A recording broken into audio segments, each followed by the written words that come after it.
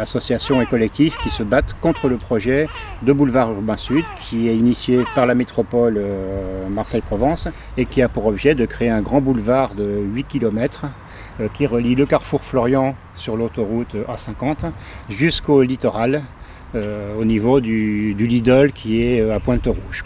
Alors, les parties les plus chargées, c'est qu'au niveau du carrefour Florian, c'est 40 à 45 000 véhicules par jour. Et alors ce qui est plus grave dans ce projet, c'est que quand vous regardez le dossier d'enquête d'utilité publique et les études de circulation qui ont été faites par les services de la métropole, eh bien on s'aperçoit que dès la mise en service de l'intégralité, il y aura une dizaine de carrefours qui seront saturés en heure de pointe ou qui seront proches de la saturation. L'emprise ici, ça fait quelque chose comme 35 mètres de large.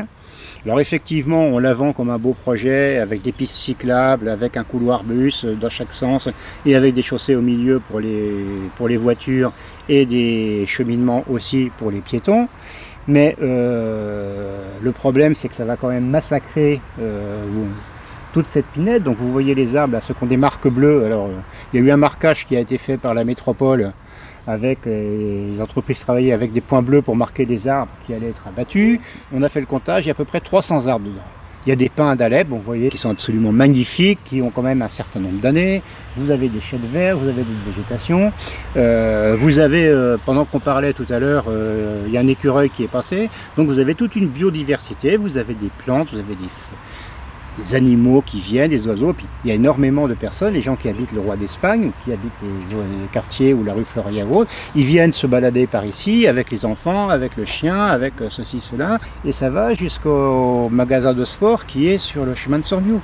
Donc il y a tout un cheminement et tout qui est absolument merveilleux, et sur lequel on va faire circuler tout un flot de voitures qui arrivera sur le littoral à Pointe-Rouge, alors que déjà la circulation est saturée. Donc on sait que c'est le bazar, on rajoute des voitures et après on dit ah ben non, ça ne va pas mettre de voitures en plus sur le littoral. C'est ça.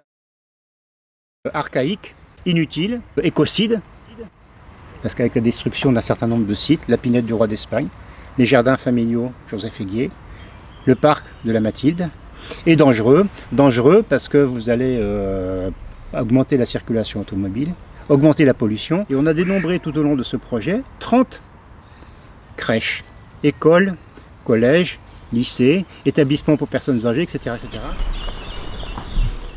Parce que vous voyez aussi les risques d'incendie. Vous avez ici la pinède du Roi d'Espagne. À côté, là, vous avez la pinède des quartiers du Roi d'Espagne. Et derrière, vous avez le massif des Calanques. Alors, créer une voirie de grande circulation avec plein de voitures qui passent, ça va générer des risques supplémentaires d'incendie juste aux portes du massif des Calanques.